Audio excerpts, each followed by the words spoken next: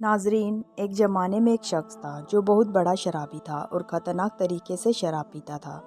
और उस शराब की आदत थी कि वो हमेशा अल्लाह ताला की नाफरमानी करता था। जाने कि उस शख्स ने अपनी ज़िंदगी में अल्लाह ताला को एक सजदा भी नहीं किया था। लेकिन जब उस शराबी की मौत का वक्त करीब आया तो उसने अपनी वालिदा की गोद में अपना सिर रख दिया और रो रो कर अपनी वालिदा को कहने लगा, है मेरी अम्मी, मैंने अपनी सारी ज़िंदगी गुनाहों में गुजार दी और कभी भी मैंने अपने रब को राज़ी करने की कोशिश नहीं की, जहाँ तक कि कभी सजदा तक नहीं किया। अब तो मेरी पूरी ज़िंदगी तबाह और बर्बाद हो गई।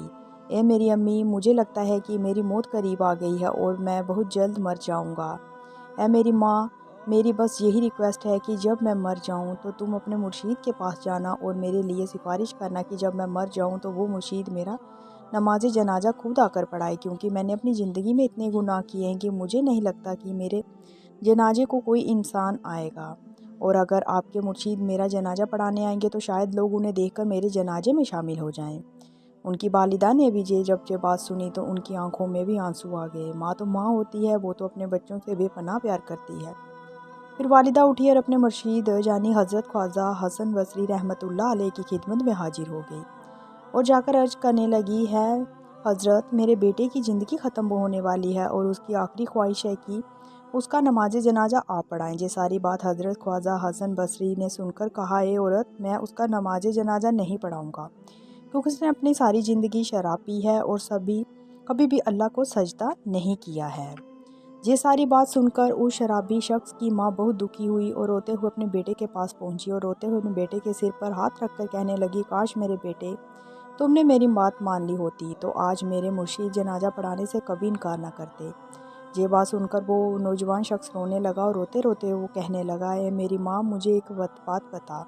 माँ ने फरमाया, बोल, मेरे बेटे क्या कहना चाहता है। तो वो शराबी शख्स कहने लगा, माँ, मुझे बस इतना बता दे कि मेरे गुनाह ज़्यादा हैं कि मेरे उस रब करीम की रहमत ज़्यादा है, मेरी बदकारियाँ ज़्यादा हैं जो उस रब करीम की रहमत ज़्यादा है। माँ एकदम खामोश हो गई और माँ ने कोई जवाब ना दिया। उस शराबी शख्स ने माँ से फिर पूछा, हे मेरी माँ, अगर अल्लाह ताला तुझे कभी ये मौका दे कि तू मुझे जन्नत या जहन्नुम में से किसी एक जगह में भेज सके तो है मेरी माँ, तू मेरे लिए क्या चुनेगी। इस पर माँ ने कहा, बेटा, मैं जन्नत का दरवाज़ा खोलकर तुझे जन्नत में डाल दूँगी और जहन्नुम में तो मैं तुझे कभी नहीं भेजूँगी। तो वो शराबी शख्स कहने लगा, है मेरी माँ, तू मुझे एक माँ की मोहब्बत के लिए जहन्नुम में नहीं डाल पाएगी तो वो मेरा खुदा मुझे 70 माओं से भी ज़्यादा प्यार करने वाला है, वो मुझे जहन्नुम में आखिर कैसे डाल सकता है।